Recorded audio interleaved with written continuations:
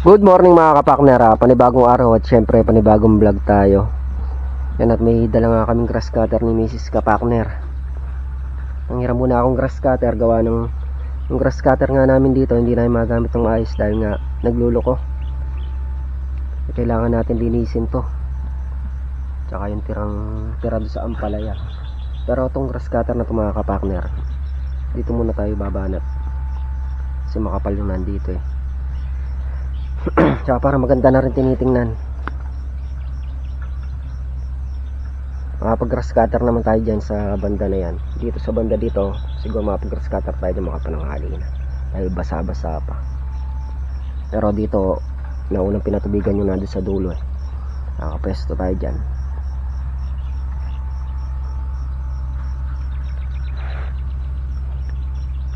Kailangan lang natin lagyan ng talim.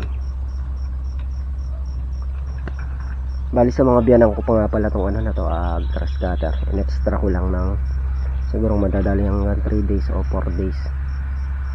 Susoli natin yan pagka nangyari ito. Kasi isang damuhan lang naman yan eh. Tapos kung may spray ng, pag nadamuhan tsaka na-spray ng gamot yan na pandamo, eh matagal. Tapos makukulob pa ng upo.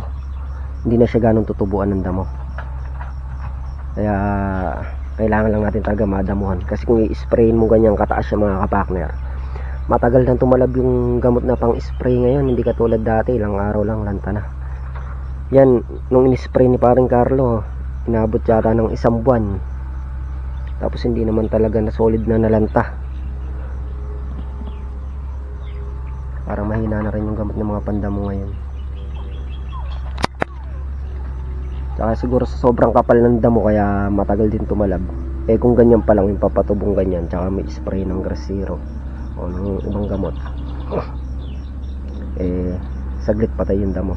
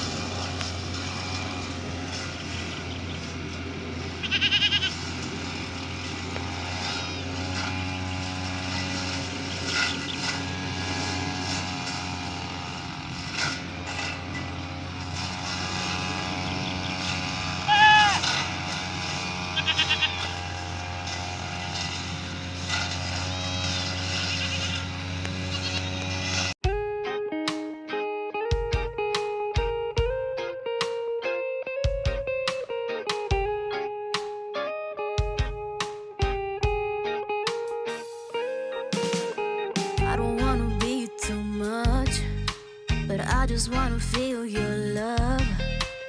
I just wanna know how you feel, baby. I just wanna go where your love take me. I'm losing my sanity, you taking me under. For you I surrender, you're making me land on other side of gravity. Boy, you got me under. Boy, you got me fond of. Yeah, boy, you got me in love. I can't ignore it. I wish you noticed me. I wish you knew the emotion provoked in me. Let me live. Let me live again. I'll take no more from you. You got my soul. Oh, you let me fly. You let me go. Oh, now you're gonna see it. Gonna see it clearly. You go out on the weekend. You want me, then you leave me.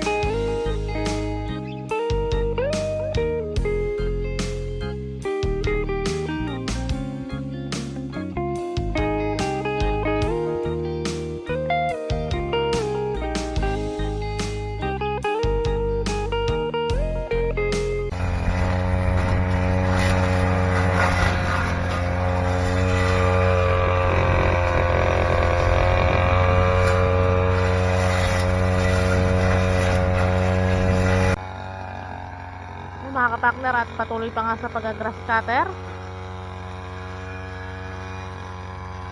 Nasamantala na yung yung grass cutter para matapos na yung mga damuhin.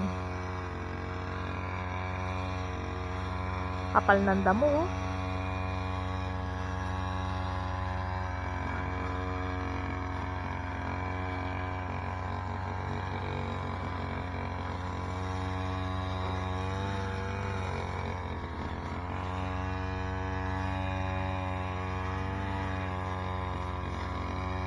Ganda pagka na grass cutter, oh. Kitang kita niyo yung kalamansi saka yung upo.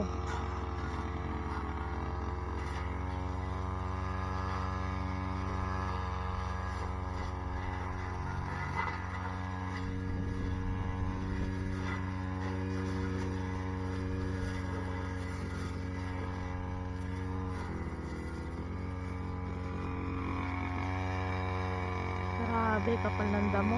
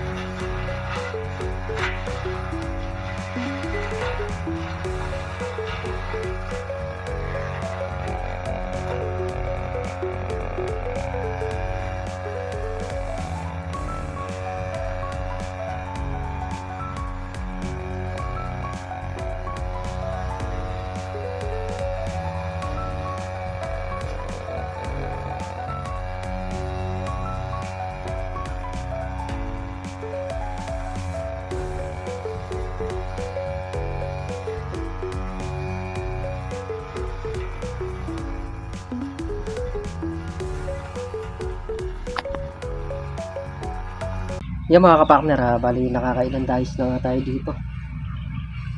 At huminto nga muna kami dito. Doon muna tayo pumwesto sa may pinaka taas. Kanina sa katrops, nagkaskater na yun. Tarang tubling naman pala yun. Tapos si paring Carlo naman yung katulong natin dito. Madami-dami na rin yung nagraskater na mga kapartner. Sagsaran na. Mula dito hanggang doon sa may paligid doon. Doon lang nakaputol yan. Tapos ngayon nga tinitiran namin yung taas. Pahinga lang tayong konti. So ubusin na lang din natin yung gas. Tapos bukas naman ulit.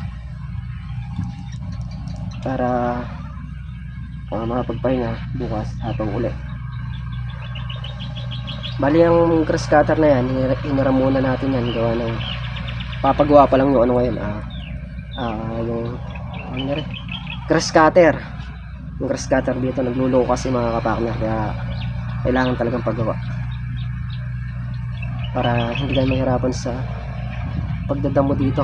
Kasi pagka kumapal ng ganyan kakapal, talagang pahirapan yung ano, pagdadamo, matagal. Kaya kailangan kung maaari, kung maliliit pa lang yung damo, grass cutter kagad. Kaya lang lumao na yung damo, gawa nga nung yung grass cutter namin nagluloko. Yung mga kapartner, ayan nga yung grass cutter natin dito sa may upuan. Yan, diretso na dito hanggang dun sa may paligi. Tapos may nadiretso na rin kami ni paring Carlo, 4 na tudling dun sa may dulo. Yan siya, nagra-grass cutter pa. Tayo, huminto na tayo, gawa ng konti na lang yung gas. Yan, linis. 2 days pa nangyayari tayo dito. Pag dalawa yung ano, grass cutter, 2 days. Pero bukas susuli na yata yung isa, mga nang gagamitin din.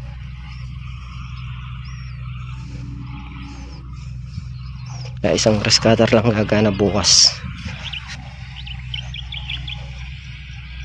Pero malaki-laki na rin yung grass cutter na yun mga kapartner. Halos nasa kalahati.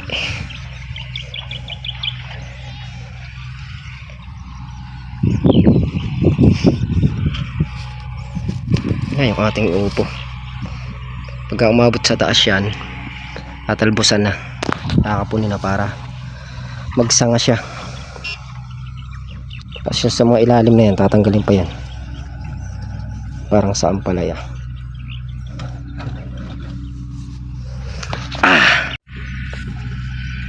Kaya mga kapartner, yan nga yung kaganapan ngayong araw. Bukas naman uli. Muli po, thank you po sa suporta, tiwala, ingat po ang lahat, and God bless. Bye bye.